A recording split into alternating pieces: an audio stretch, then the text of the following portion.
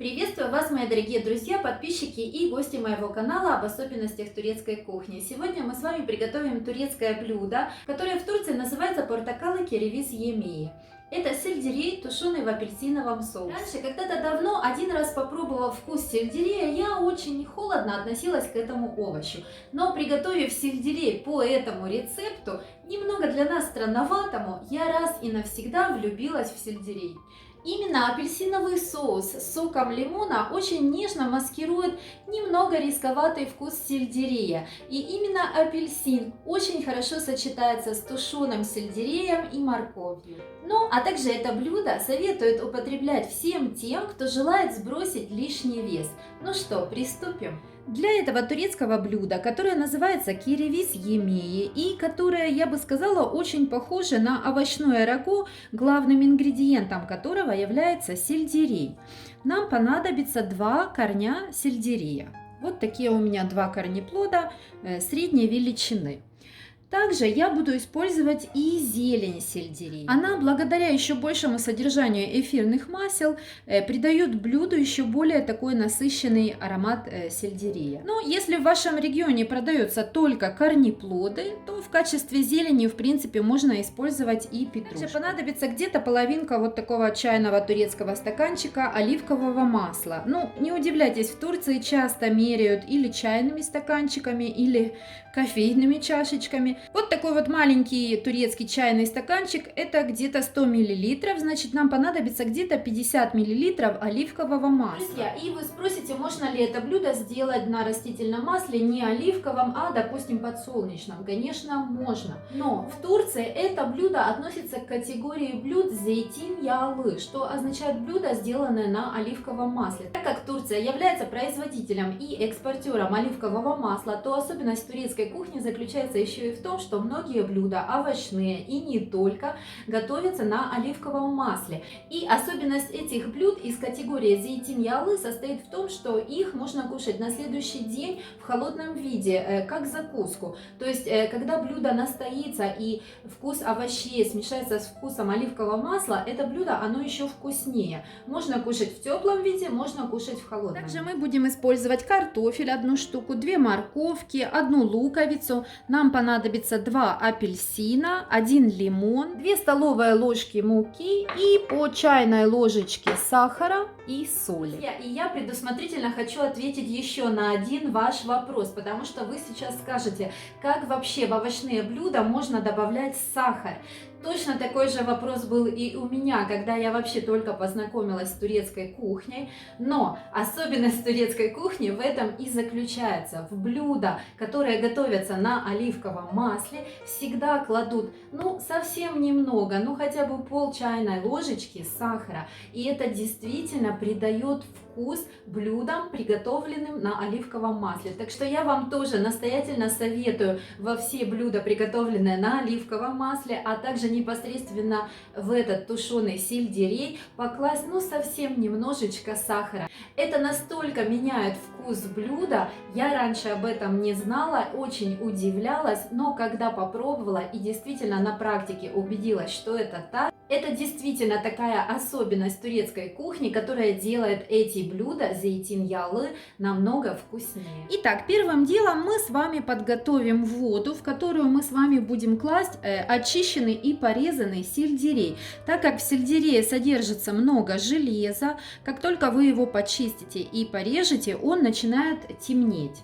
Поэтому, чтобы сельдерей был красивым, белым, светлым в рагу, мы делаем такую вот предподготовку. Для этого в емкость с водой я добавляю половину муки, то есть 1 столовую ложку муки, и размешиваю. Теперь эту воду нужно подкислить. В Турции это делается лимоном. Выжимаю половинку лимона и ложу вот саму даже шкурочку. Для начала очищаю сельдерей. И нарезаю сельдерей крупными кубиками. Но, в принципе, форма это не принципиально, то есть можете нарезать и дольками, и как вам, и треугольничками, то есть это уже на ваш вкус. И сразу кладу сельдерей в эту подкисленную водичку. Кстати, вместо лимонного сока водичку можно подкислить лимонной кислотой или даже пару капельками уксуса. То же самое делаю с картошкой. Очищаю, нарезаю на кубики и добавляю в эту водичку.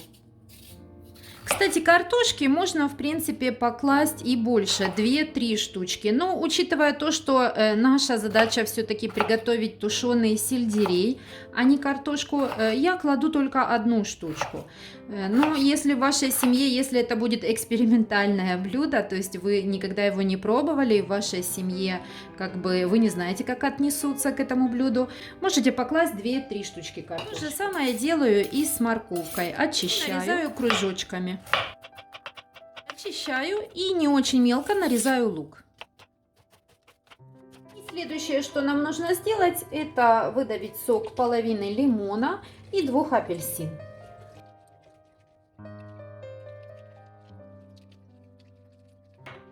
Приступим к приготовлению вкусного и полезного блюда с сельдереем. Для этого сначала на среднем огне в оливковом масле я обжариваю лук. Уже на этом этапе я добавляю 1 чайную ложку соли и 1 чайную ложку сахара. Турецкие женщины говорят, что добавляя таким вот образом сахар и соль к луку, они ускоряют процесс карамелизации лука. Буквально через пару минут добавляю морковку. Ну что ж, как вы видите, морковка уже немного отдала свой цвет. Вот эта пенка стала желтой и сама немного слегка подрумянилась. Теперь я добавляю оставшуюся муку. Здесь около 1 столовой ложки муки. Еще пару минут подрумяниваем уже с мукой. Через пару минуток добавляю апельсиновый и лимонный сок. Вот такой вот апельсиновый соус получился. Смотрите, сока у меня получилось немного. Я вижу, что этот соус довольно-таки густой. Поэтому я добавляю еще немного холодной воды. Ну вот, теперь я добилась нужной консистенции этого соуса. И теперь можно добавлять овощи. Взяв сельдерей и картофель из подкисленной воды, я прямо добавляю в сотейник. И все это хорошо перемешав, я теперь буду регулировать количество воды. Количество воды будет зависеть от того, сколько у вас овощей. Это блюдо из сельдерея желательно готовить вот в таком вот сотейнике с широким дном. Также количество воды, которое вам нужно добавить, будет зависеть от того, сколько сока у вас получится с 2 апельсинов и половины лимона. Вода, в принципе, не должна полностью покрыть овощи. Ну, вот смотрите, в принципе, такое вот количество жидкости достаточно. То есть, получается, я в общем добавила 2 стакана холодной воды и где-то около стакана у меня получилось сока с апельсинов и лимона.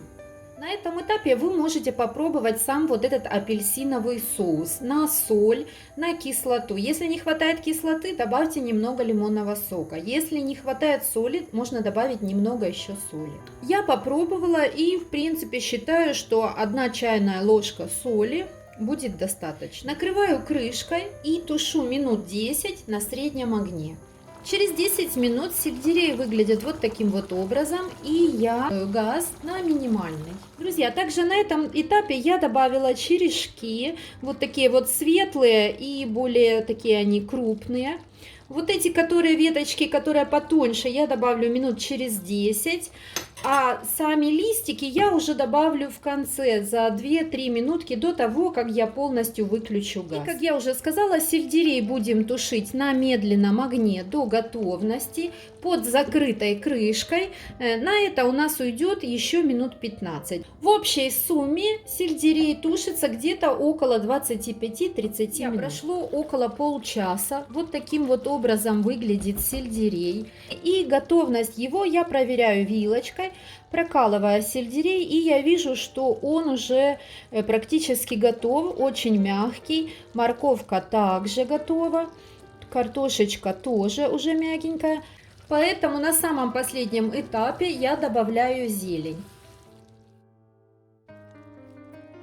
И накрыв крышкой, я протушу буквально минутку-полторы, чтобы сохранить витамины в зелени. Прошло 2 минутки, как я добавила зелень, и я выключаю плиту и даю время тушеному сельдерею остыть до теплого состояния. Друзья, о пользе сельдерея, наверное, знают все, но сегодня я хочу поставить основной акцент на том, что сельдерей признан одним из самых лучших и полезных овощей для похудения. Во-первых, у сельдерея низкая, можно так сказать, отрицательная калорийность, всего лишь 32 калории на 100 грамм корнеплода, но при этом большое количество витаминов, микроэлементов и антиоксидантов. Во-вторых, в сельдерее много пищевых волокон, и эта клетчатка обладает сорбирующим действием, связывать и выводить шлаки и ненужные токсины из организма. В-третьих, сельдерей обладает мягким мочегонным действием, что способствует выводу ненужной лишней жидкости из организма,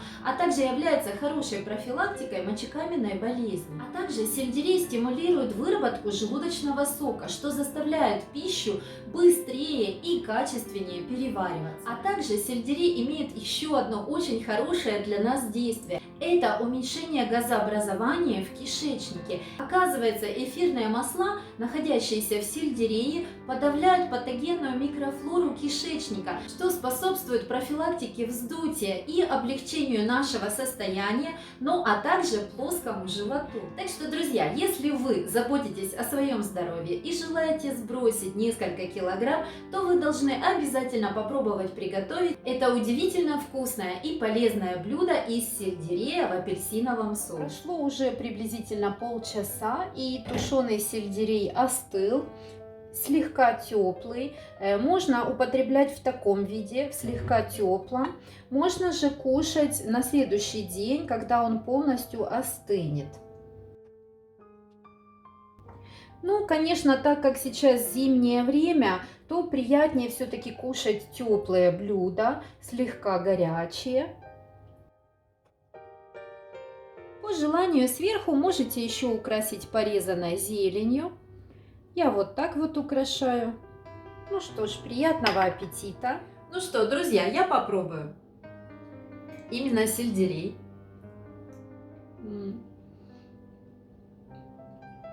Поверьте мне, это действительно очень вкусно. Я не обманываю.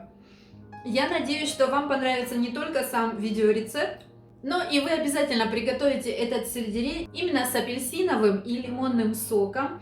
И я верю, что вам он также очень понравится. Это также большая польза для нашего организма. Так что ставьте лайки, подписывайтесь на канал, жмите колокольчик, чтобы не пропустить следующие вкусные, полезные рецепты турецкой кухни. До скорой встречи. Бай-бай.